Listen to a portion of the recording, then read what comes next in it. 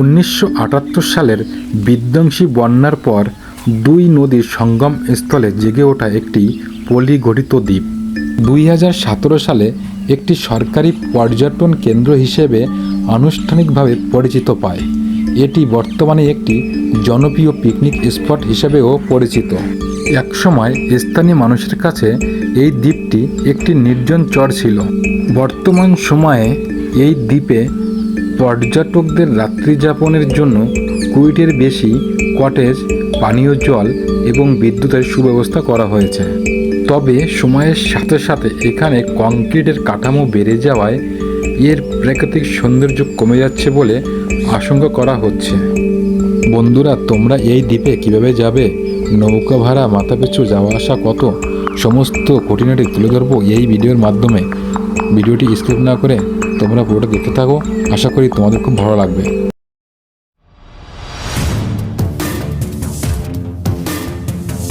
আমি চলে আসলাম গুপ্তিপাড়া রেল স্টেশনে। এখান থেকে আমি বলাগড় যাব, বলাগড় থেকে তারপরে সবুজদ্বীপে যাব। আপনারা সোমরা বাজার স্টেশনে নেমেও যেতে পারেন।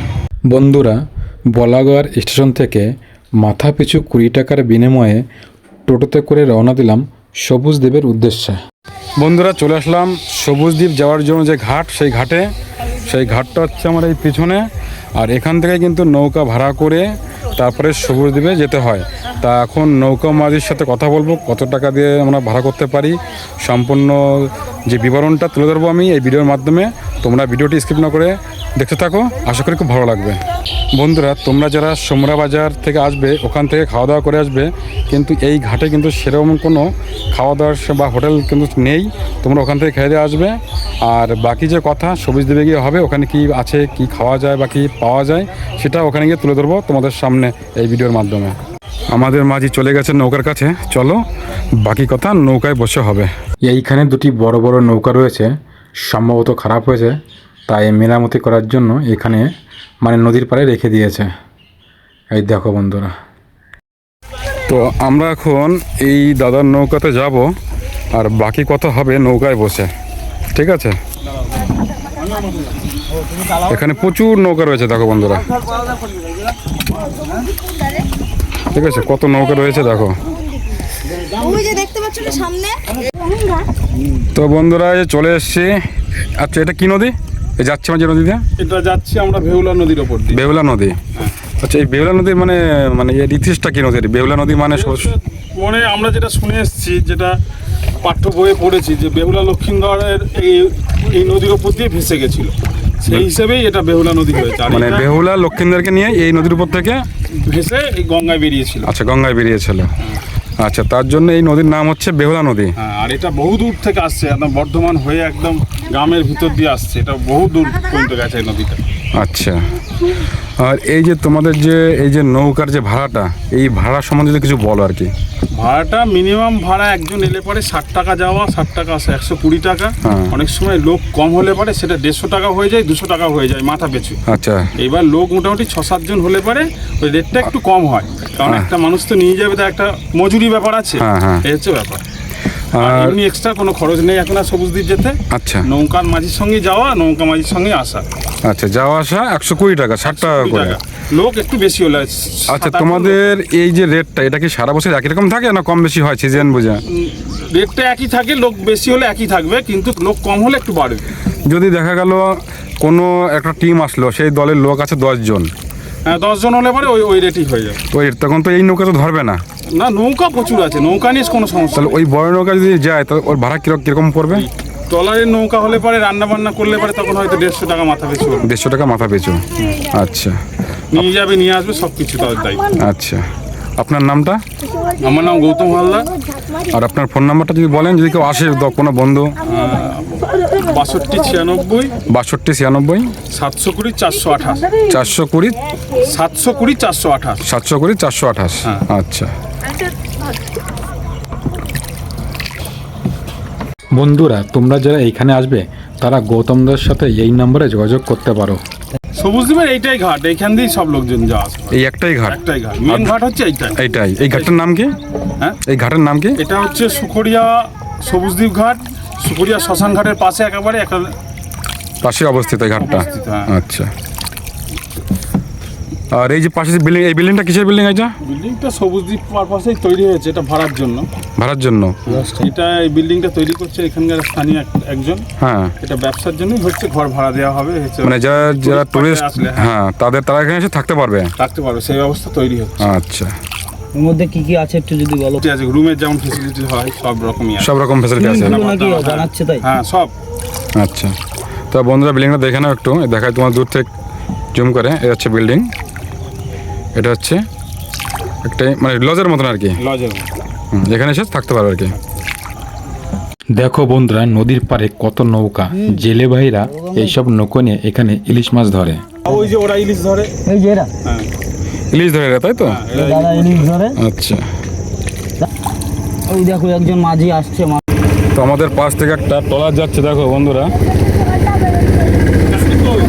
দেখো এই নদীতে ইলিশ পাওয়া যায়, তাই তো? হ্যাঁ হ্যাঁ, ইলিশ পাওয়া যায়। আচ্ছা, তা আমরা এখন এই বেহুলা নদী থেকে আমরা যে সামনে যে নদীটা যাচ্ছি, এটা কোন নদী? সামনে যে নদীটা, এই নদীর নাম কি? হ্যালো গাইস, নদীটা ভাগীরথী নদী বলে। ভাগীরথী নদী, আচ্ছা ওই নদী বলে, গঙ্গা বলে, ওইটাই মেন। আচ্ছা, এটাই মেন। আচ্ছা, হাই হাই গাইস, হাই বন্ধুরা, আচ্ছা, দেখো আমরা সবাই যাচ্ছি, দেখো আমাদের কত লোকজন, আমরা একসাথে যাচ্ছি, ঠিক আছে? সবাই দেখো ভিডিও কলে কেউ কাউকে দেখাচ্ছে, দেখো সাইড দিয়ে সর্ষে বাগান, আর এই পাশে রয়েছে শস্য বাগান, তার নদীর পাড় দিয়ে পুরো একদম নদীর পাড়ে দিয়ে। আর ওখানে সব কি ওপারে কি সব এই কলার চাষ নাকি? আমরা বেহুলা নদী থেকে এখন ভাগীরথী নদীতে প্রবেশ করলাম। এই যে মেন গঙ্গা দেখতে পাচ্ছ, এই দেখো এদিকে পরিষ্কার জল, এই দেখো দেখেছো? আর দুরকম জল আছে, এটা স্যার বলে এই এখানে দুরকম হ্যাঁ জল? দুই রকম, একটা এদিকে পরিষ্কার এদিকে ঘোলা। আচ্ছা, জল সবুজ, ওটা ঘোলা। আচ্ছা, ওটা ঘোলা। ওদিকে জলটা সবুজ। এবার এই আমাদের বেহুলা নদীর জল একটা সবুজ ভাব হয়, আর গঙ্গা নদীর জল ঘোলা। এখানে মিলিত স্থল, আচ্ছা। মানে একটা মোহনা টাইপের, এটা দেখতে পাবে আপনারা বন্ধুরা। আসতে পারে। এই যে ঘোলা, এই যে মিশে গেছে দেখুন, এই যে জল সবুজ, এই যে ঘোলা। হ্যাঁ, ঠিক, এক হয় না কোনো সময়। গঙ্গা নদীর সাথে বেহুলা নদীর জল কোনো সময় এক হবে না। এক হবে না, মানে এটা একটা মোহনা আর কি, গঙ্গা আর বেহুলা নদীর মোহনা এটা। মোহনা, হ্যাঁ। হ্যাঁ, এরকম দেখা যায় খুব কম। ওই যে সবুজদ্বীপ যে ঘাট, ওখান থেকে এই যে সবুজদ্বীপ যে মেন জায়গাটা, ওখানে যেতে কতক্ষণ লাগে? ওখান থেকে আমাদের এই নৌকাতে, ছোট নৌকা থেকে 20 মিনিট লাগবে, 20 মিনিট থেকে 25 মিনিট লাগবে। আর আসার সময় 10 থেকে 15 মিনিট লাগবে। আচ্ছা, এই আসার সময় টাইমটা কম লাগে কেন?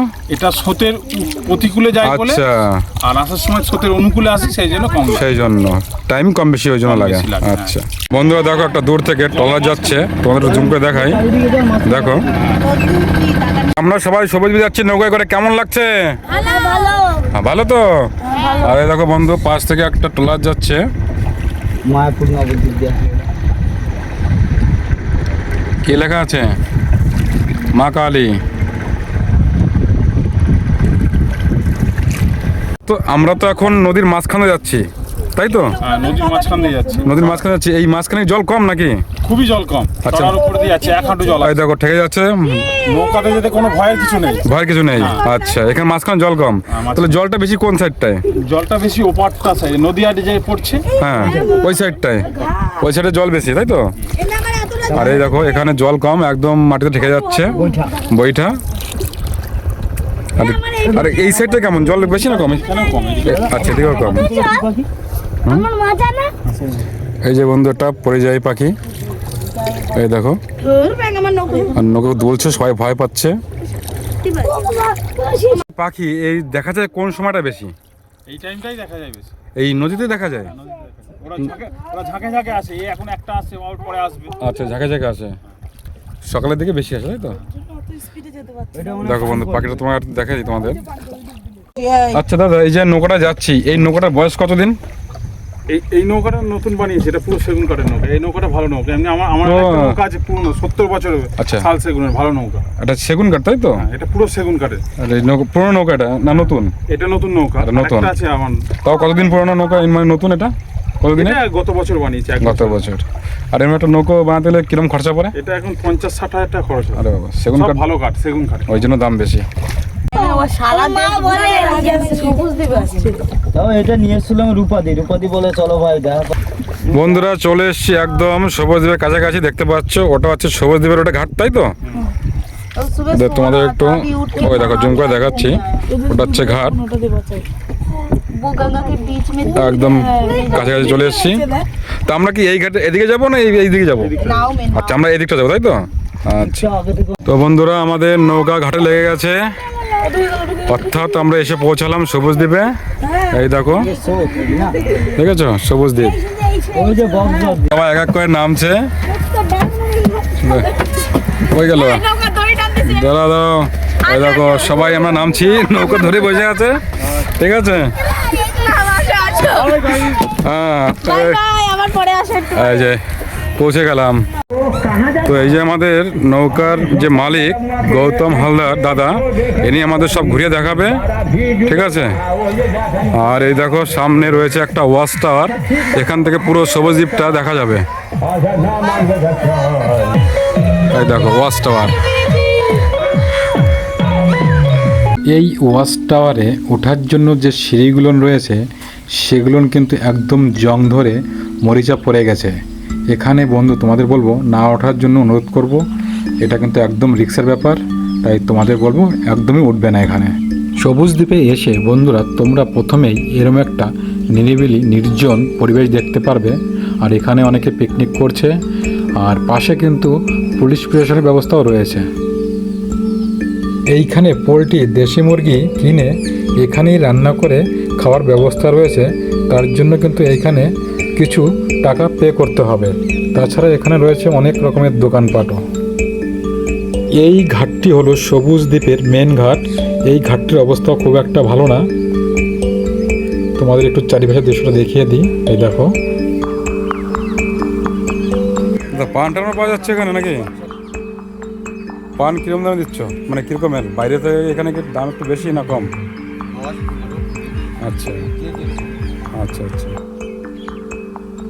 এই যে জল আছে স্প্রাইট থামস আপ যে আছে, এর রেটটা এখানে কেমন? 5 টাকা বেশি। বন্ধুরা এইখানে কি কি পাওয়া যায় সবই তোমাদের সামনে তুলে ধরলাম, তোমরা দেখো, সামান্য 5 টাকা বেশি বিনিময়ে। দাদা ওকা কত বললে? 250 টাকা রেডি করে 250 টাকা। আর ফ্লেভার কি থাকে? কি কি পাওয়া যায় ফ্লেভার? তারপরে আপনার ম্যাঙ্গো আছে, অরেঞ্জ আছে, মানে সব কিছু দিয়ে রেডি করে 250 টাকা, যার যেটা ফ্লেভার যার যেটা পছন্দ। মানে সব দিয়ে যাচ্ছে 250 টাকা, তাই তো? আচ্ছা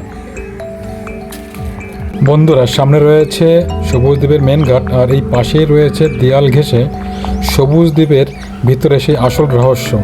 আর এইখানে ভিতরে এন্ট্রি করতে গেলে কিন্তু দেখো এখানে লেখা আছে বুকিং ছাড়া প্রবেশ নিষেধ। অতএব এখানে প্রবেশ করতে গেলে আগে থেকে বুকিং করতে হবে, তারপরে ভিতরে প্রবেশ করতে হবে। তা তোমাদের একটু বাইরে থেকে দেখিয়ে দিচ্ছি, আর যদি কপাল ভালো হয় তাহলে ভিতরে গিয়ে তোমাদের একটু দেখাবো। এইখানটায় যে বুকিংয়ের মাধ্যমে যে এখানে আসতে হলে আগে থেকে বুকিং করতে হবে, তা এই যে সিস্টেমটা এটা এর জন্য কি যে তোমরা যারা নৌকা চালাও এই যে ওপার থেকে প্রায় নিয়ে আসো, এর জন্য কি মানে তোমাদের কোনো ঘাটতি বা কোনোটা একটু লস লাভ কিছু হয়েছে সেটা আর কি জানতে চাই। হ্যাঁ আমাদের তো পুরোই ঘাটতি হয়েছে, পুরো ঘাটতি আর হয়েছে। এখানে লোকজনও প্রচুর কমে গেছে, কারণ এখানে যে বুকিং সিস্টেমটা অনলাইন অনেকটা বেশি, সাধারণ মানুষের জন্য নয়। এটা যদি পুরো যেমন ঘিরে ছিল অনলাইন বুকিং সিস্টেমও সব ঠিক ছিল, যদি কিছু টাকা এন্ট্রি ফি করতো তাহলে সাধারণ মানুষও ঢুকে দেখে আসতে পারতো, তাহলে লোকও হতো, এরকম ভাবে লোক কমে যেত না, তাহলে টুরিস্ট আরো বাড়তো, এখানে আরো বাড়তো। আমাদের নৌকোমাঝিদের একটাই আবেদন, এটা যদি টিকিট সিস্টেমের মাধ্যমে সবাইকে এন্ট্রি মানে ভিতরে প্রবেশ করতে দেয়, এন্ট্রি দিত তাহলে ভালো হতো, আর তাহলে এখানে লোকজনও বাড়তো, লোকজনের আর মতো সব জিনিসটা পরিবেশটাও ভালো থাকতো, বেচাকেনা ভালো হতো, সবকিছুই এবং ভালো হতো। তোমাদের যে যে তোমাদের রুজি রোজগারটা সেটাও ভালো হতো। এটাই অনলাইনে করে দিয়ে লোক তো একদমই কমে গেছে। সবুজ দ্বীপে আগে লোক কত লোক হতো, আর এখানে এখন একদমই লোক হয় না বলতে গেলে।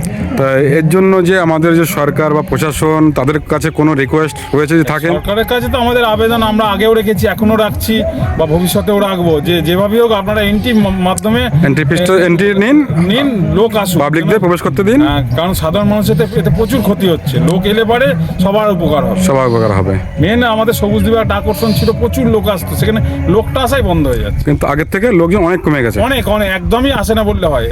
সেটা 4 ভাগের 1 ভাগও লোক আসে না। কারণ এখন সোশ্যাল মিডিয়ার যুগ। হ্যাঁ। এখন আপনারা যদি এরকম বলেন তাহলে হয়তো সরকারের কাছ পর্যন্ত এই কথা, এই বার্তাটা পৌঁছে যাবে। হ্যাঁ।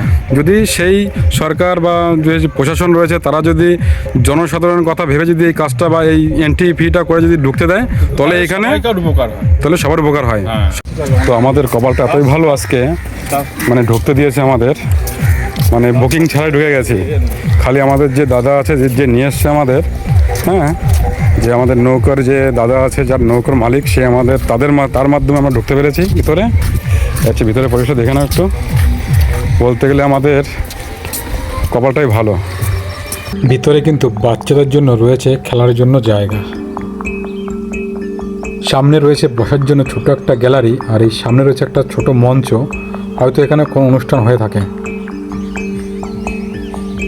রাতে থাকার জন্য এইরকম 20টির বেশিও কটেজ রয়েছে, যদিও আপনাদের অনলাইনে বুকিং করতে হবে। বন্ধুরা, ভিডিওটি এখানে শেষ করলাম। ভিডিওটি কেমন হয়েছে তোমরা অবশ্যই কমেন্ট করে জানাবে। আর তোমরা যারা আমার চ্যানেলে নতুন, তারা চ্যানেলটি সাবস্ক্রাইব করে আমাকে আশীর্বাদ করবেন। ধন্যবাদ।